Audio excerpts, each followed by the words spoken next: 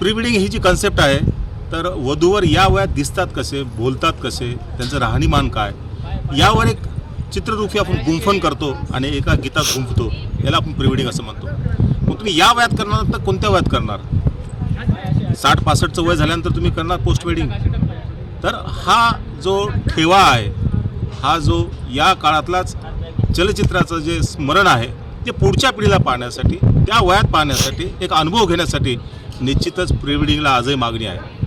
आणि मी तुम्हाला विनंती करेल की जे आई वडील आहेत, काका काकू आहेत, यांचं पोस्ट वेडिंग म्हणजे यांच्या वाढदिवसानिमित्त सुद्धा तुम्ही एखाद्या गाण्यामध्ये यांचं गुंफन तयार करून, चलचित्राचं गुंफन तयार करून पोस्ट वेडिंगसुद्धा तुम्ही चांगल्या पद्धतीने तयार करून त्यांना गिफ्ट देऊ शकता.